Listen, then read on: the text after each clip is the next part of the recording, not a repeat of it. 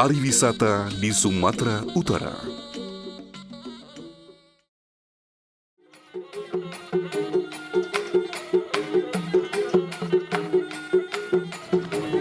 Sumatera Utara merupakan provinsi dengan jumlah penduduk terbesar keempat di Indonesia setelah Jawa Barat, Jawa Timur, dan Jawa Tengah.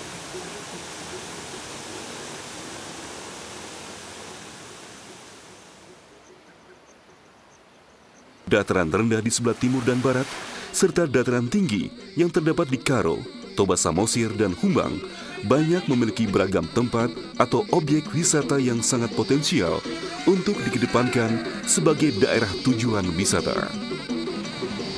Jika Bali, Lombok, dan Yogyakarta, serta sejumlah daerah wisata lain di Indonesia kerap dikedepankan serta dipromosikan kepada khalayak nasional maupun internasional sebagai daerah tujuan wisata unggulan di Indonesia, maka sudah saatnya Sumatera Utara yang memiliki beragam potensi wisata, mulai dari wisata alam, pantai, sejarah, budaya, hingga wisata rohani dan lain sebagainya, kembali diberi porsi perhatian yang lebih, mengingat alam Sumatera Utara banyak memiliki objek wisata yang menjanjikan pesona keindahan serta keunikan yang khas yang tidak kalah dengan daerah-daerah tujuan wisata lain di Indonesia. Istana Maimun dan Masjid Raya Medan. Istana Maimun merupakan salah satu dari sekian banyak peninggalan sejarah yang masih berdiri kokoh di Kelurahan Aur, Kecamatan Medan Baru, Kota Medan, sekitar 3 km dari Bandara Polonia.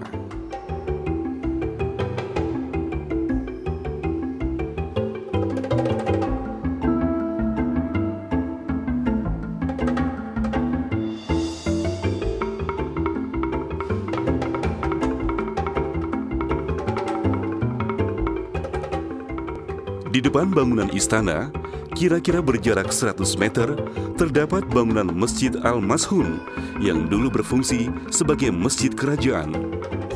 Masjid ini lebih dikenal sebagai Masjid Raya Medan dan merupakan salah satu bangunan masjid yang paling indah yang berasal dari kerajaan Islam di Indonesia masa lampau.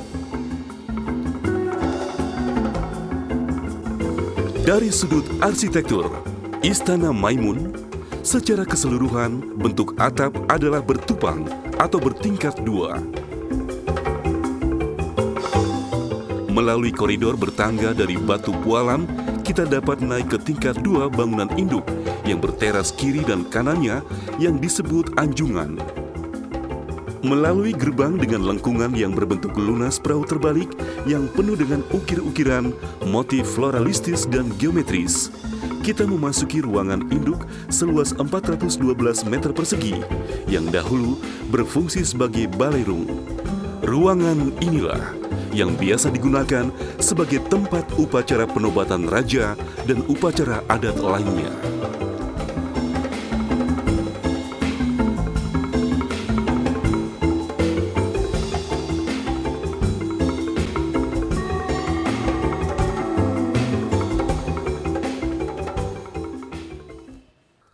Tomok, gerbang wisata di Pulau Samosir. Tomok, sebuah desa kecil yang terletak di pesisir timur Pulau Samosir ini, merupakan dewa wisata sekaligus menjadi pintu gerbang Pulau Samosir.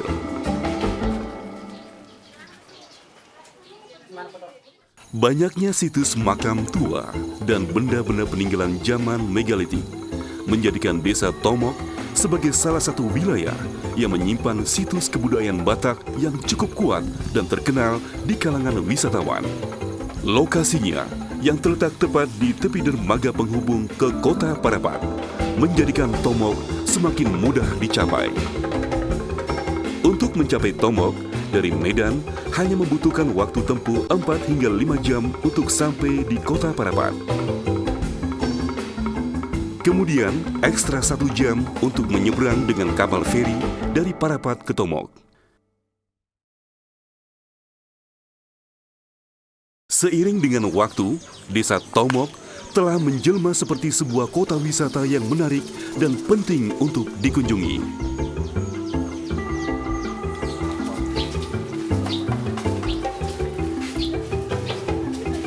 Tercatat, terdapat sejumlah objek dan tempat wisata yang tersebar di Desa Tomok.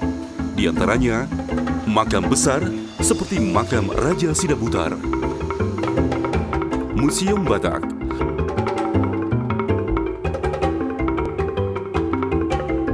patung Si Gale-Gale,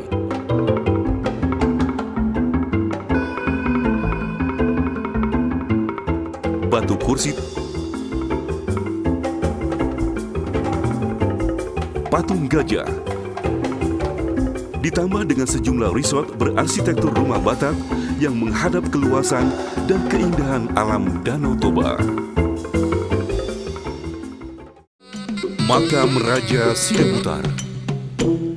Makam Raja Sidabutar yang terbuat dari batu utuh tanpa persambungan merupakan tempat peristirahatan Raja Sidabutar, penguasa kawasan Tomok pada masa itu, sekaligus orang pertama yang menginjakkan kaki di Pulau Samosir. Di kuburan batu yang telah berumur 200 tahun ini, selain dipahatkan wajah sang raja, dipahatkan juga wajah seorang gadis yang konon sangat cantik rupawan dan sangat dicintai oleh sang raja. Hanya sayangnya, cinta sang raja hanya bertepuk sebelah tangan. Makam Raja Sidabutar merupakan sarkofagus atau peti kubur batu yang terdiri dari wadah dan tutup yang pada ujung-ujungnya terdapat tonjolan. Masyarakat setempat menyebut batu sada atau paraholian.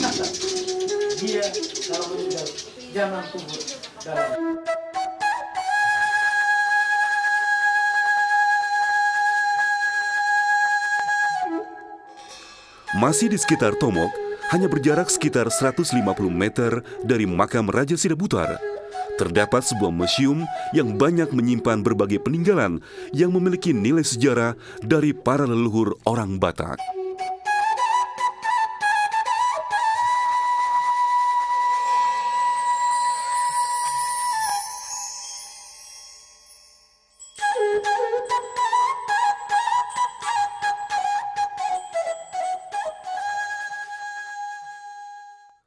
Batu kursi di Ambarita.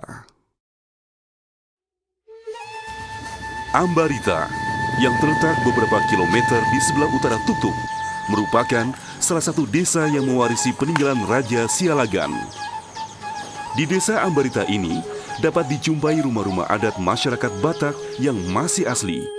Di halaman depan rumah adat tersebut, terdapat kursi dan meja persidangan masyarakat zaman dulu yang terbuat dari batu dan telah berusia lebih dari 200 tahun. Batu kursi, begitu warga setempat menyebutnya, dahulu merupakan tempat pertemuan antara pemuka desa guna membahas berbagai permasalahan adat dan kemasyarakatan. Tempat ini juga sekaligus menjadi tempat pengadilan di mana orang yang bersalah diadili dan menerima hukuman.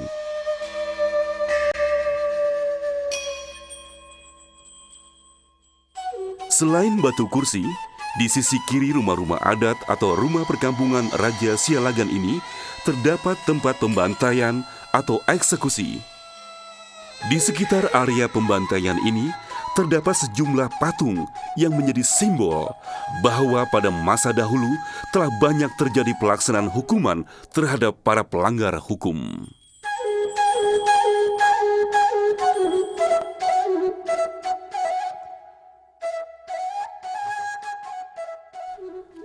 Tari Tortor dan Si Gale-Gale di Museum Hutabolon.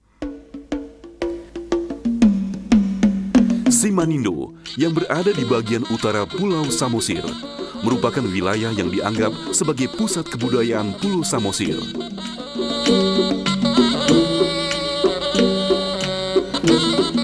Di samping terdapat sebuah rumah tradisional Batak yang telah direstorasi dan difungsikan sebagai sebuah museum dengan nama Museum Hutabolon. Dahulu rumah ini adalah tempat kediaman Raja Simalungun yang memiliki 14 orang istri. Dan konon, atap rumah adat ini dulunya dihiasi dengan 10 pasang tanduk kerbau yang melambangkan 10 generasi dari dinasti Raja Simalungun.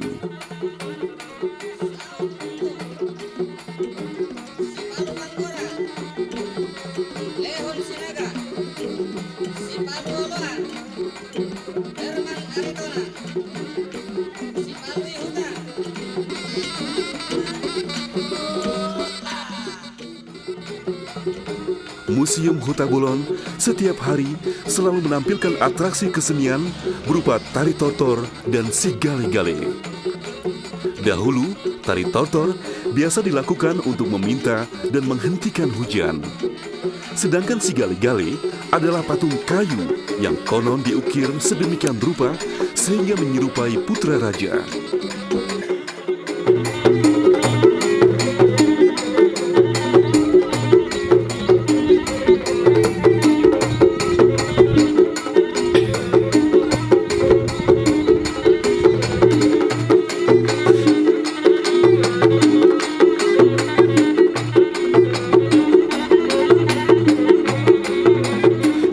Dari pentas tari tortor dan si gale-gale ini adalah keikutsertaan seekor kerbau dalam pertunjukan. Kabarnya, dahulu kerbau selalu dijadikan sebagai alat persembahan.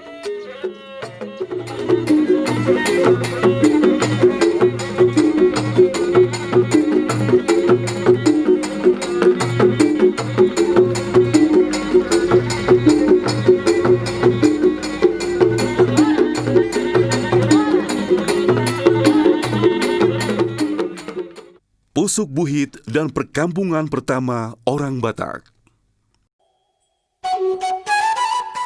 Pusuk Buhit adalah nama sebuah gunung yang terletak di Kabupaten Samosir yang oleh masyarakat Batak dipercaya sebagai tempat yang sakral.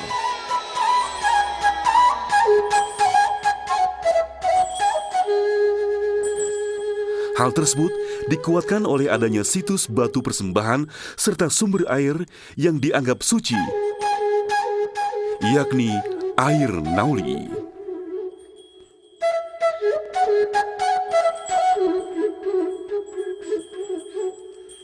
Gunung Pusuk Buhit memiliki ketinggian sekitar 1.800 di atas permukaan laut dan merupakan gunung vulkanik yang berada tak jauh dari kota Pangururan, ibu kota Kabupaten Samosir. Umumnya, orang Batak percaya jika nenek moyangnya si Raja Batak diturunkan di puncak Gunung Pusuk Buhit, kemudian membangun perkampungan yang diberi nama Cianjur Mula-Mula. Kampung tersebut terletak atau berada di garis lingkar Pusuk Buhit atau di lembah Sagala dan Limbong Mulana. Menurut legenda si Raja Batak, desa Cianjur Mula-Mula merupakan perkampungan pertama yang ada di tanah Batak. Di desa tersebut terdapat rumah khas Batak yang telah direnovasi lengkap dengan patung-patung yang menceritakan keseharian masyarakat Batak. Batu Hobon dan Sopo Guru Tatea Bulan.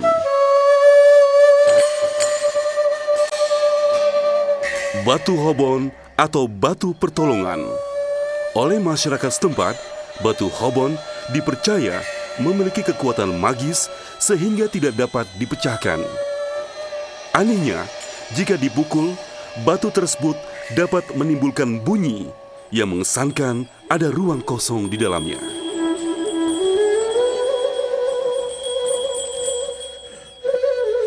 Dari cerita yang berkembang, dahulu di masa penjajahan Belanda, batu ini pernah berkali-kali hendak dipecahkan, tapi tak kunjung berhasil. Hal tersebut semakin menguatkan keyakinan masyarakat setempat akan daya magis batu Hobon yang berbentuk pangkal pohon dengan lempeng penutup di atasnya.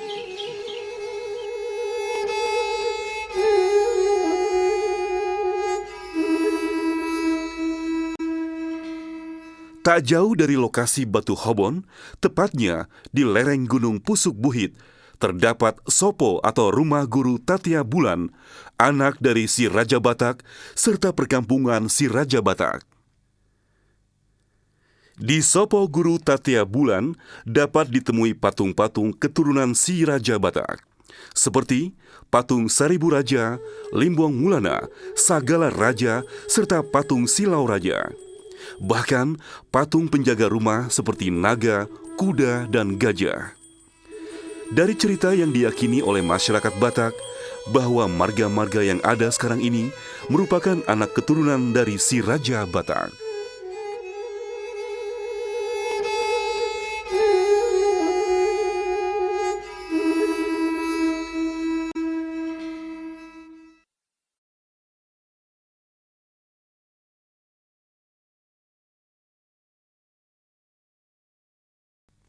Monumen Salib Kasih dan Pemandian Air Soda.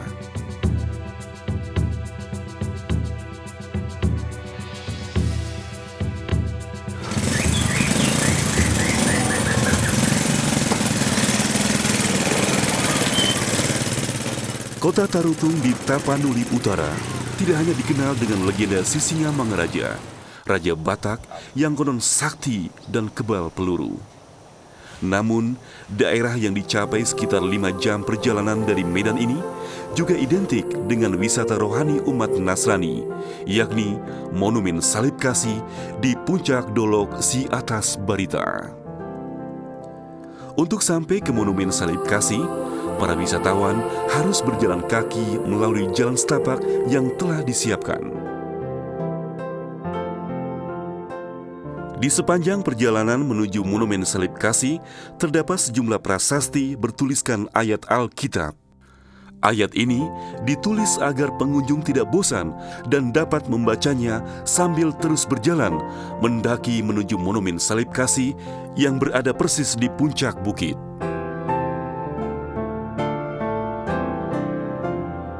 Monumen Salib Kasih mulanya dibangun untuk mengenang pendeta Ingvar Ludwig Nommensen. Misionaris Jerman ini dianggap telah memiliki jasa besar dalam menyebarkan agama Kristen di Tanah Batak, di mana pada masa itu, sekitar tahun 1860, masyarakat di Tanah Batak sebagian besar masih menganut paham animisme.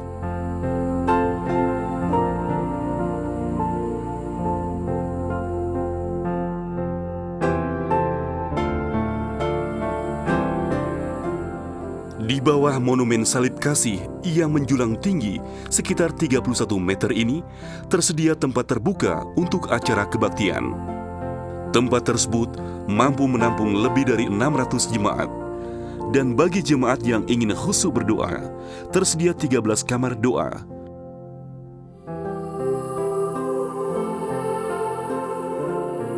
Ruang 2x2 meter ini dapat digunakan siapa saja tanpa adanya pembatasan waktu.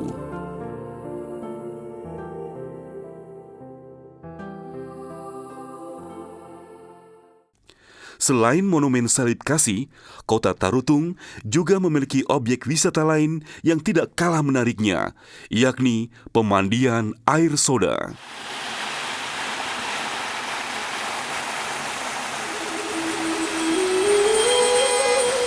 Pemandian air soda dikenal oleh banyak kalangan dengan sebutan Air Rara, yang berada tepat di kaki Bukit Parbubu 1, Desa Parbubu, Kecamatan Tarutung.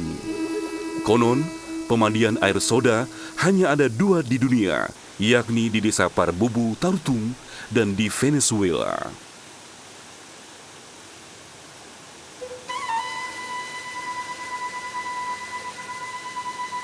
Pemandian air soda merupakan salah satu objek wisata kebanggaan Tapanuli Utara. Bagi wisatawan yang berkunjung ke Tapanuli Utara, tidak lengkap jika tidak mengunjungi Kota Tarutung untuk menyempatkan diri melihat langsung fenomena alam berupa sumber air soda, sekaligus menikmati sensasi gelembung-gelembung soda dengan berendam atau berenang di kolamnya.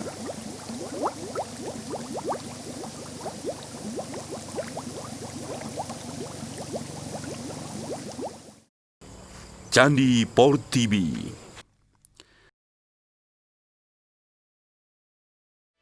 Sumatera Utara banyak memiliki situs peninggalan sejarah yang sangat penting untuk dilestarikan. Salah satunya adalah peninggalan Hindu-Buddha berupa candi yang terdapat di Sumatera Utara bagian selatan, tepatnya di Kabupaten Padang Lawas. Candi Portibi atau situs Padang Lawas, begitu banyak kalangan menyebutnya. Situs ini merupakan salah satu situs peninggalan Hindu-Buddha di Indonesia. Keperbakalaan yang terdapat pada situs yang tersebar di sepanjang aliran Sungai Batang Pane, Sirumambe, dan Sungai Barumun ini setidaknya terdiri dari 16 kompleks percandian. Nama lain yang dikenal oleh masyarakat adalah Candi Portibi yang dalam bahasa setempat berarti dunia. Adapun sejumlah candi yang diperkirakan sudah eksis sejak abad ke-11 Masehi tersebut diantaranya adalah Candi Bahal I, Bahal II, dan Bahal III.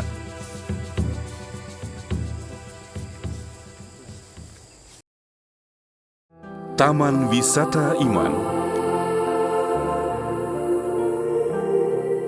Dairi merupakan salah satu kabupaten di Sumatera Utara yang berhasil mengembangkan keberagaman agama atau keyakinan menjadi sebuah wahana wisata religi.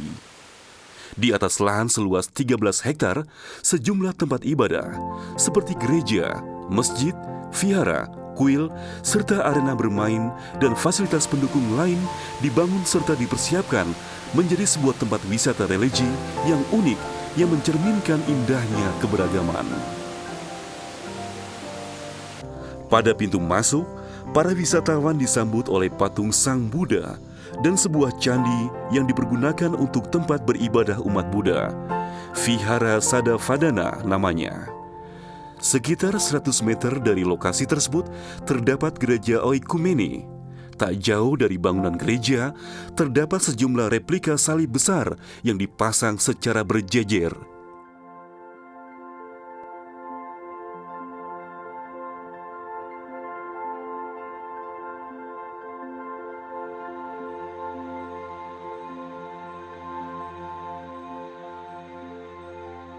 Sebagian dari replika salib, beberapa di antaranya menceritakan proses perjalanan penyaliban atau Via Dolorosa. Masih di lokasi yang sama, sebuah patung Abraham ketika sedang menyerahkan kurban kepada Tuhan. Di samping patung Abraham, terdapat pula sebuah patung Musa.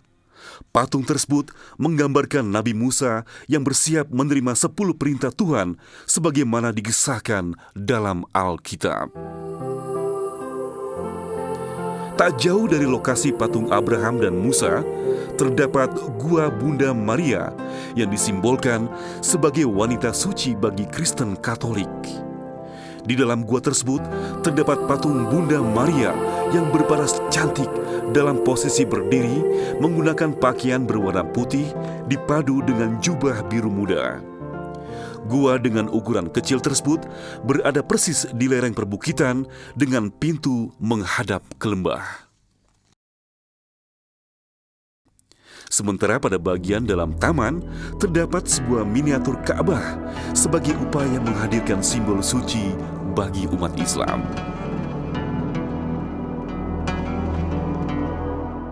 Air terjun Sipiso-Piso.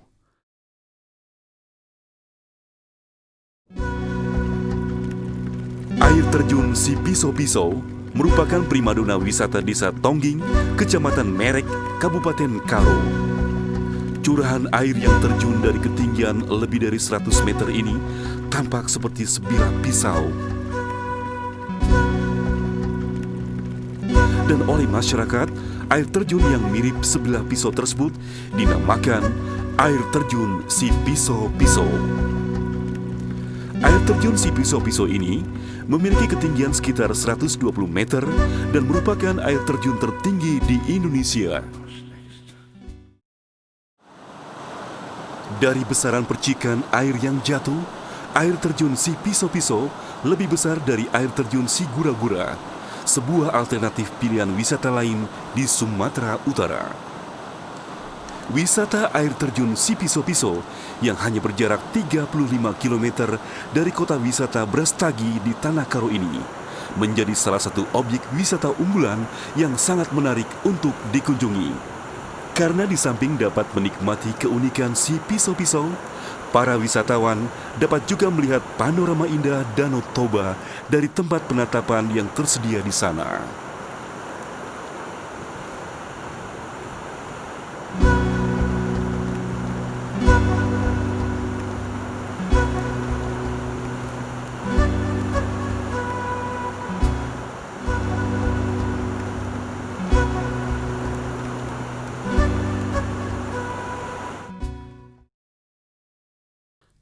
Danau Sihidoni. Jika Pulau Samosir yang berada di tengah Danau Toba dikatakan sebagai pulau di dalam pulau, maka Danau Sihidoni yang berada di Pulau Samosir ini tidak ubahnya danau di atas danau. Menurut cerita, konon air Danau Sihidoni ini sering berubah warna. Dan oleh masyarakat setempat, perubahan warna tersebut selalu terhubung atau dihubung-hubungkan dengan berbagai peristiwa yang terjadi di Indonesia. Danau Sihidoni yang berjarak 8 km dari kota Pangururan, ibu kota Samosir ini, memiliki panorama keindahan tersendiri, di mana pemandangan di sekitar danau terpantul di atas permukaan air yang tenang dan luas. Sayangnya, danau yang berair jernih ini belum dikelola dengan baik, sehingga sebagian besar penduduk di sekitar danau masih memanfaatkan airnya untuk fasilitas mandi, cuci, dan sebagainya. Di sisi lain, kondisi jalan yang buruk serta adanya tempat pembuangan sampah tak jauh dari danau tersebut menjadikan Danau Sihidoni berjuluk danau di atas danau, seperti tak bernilai apa-apa. Kota wisata Brastagi. Brastagi, kota wisata yang berada di lereng Gunung Sibayak ini, selalu dijadikan tempat singgah dan wisata. Selain karena jaraknya yang tidak terlalu jauh, hanya 45 menit dari Medan, kota Brastagi juga banyak menyajikan ragam wisata. Mulai dari wisata alam pegunungan, air terjun, pemandian air hangat, wisata budaya, wisata belanja, kuliner, dan lain sebagainya. Sebagai kota wisata dengan udara yang sejuk, Brastagi seperti tidak pernah sepi dari kunjungan para wisatawan, baik dari dalam negeri maupun mancanegara, terutama pada akhir pekan atau hari-hari libur lainnya.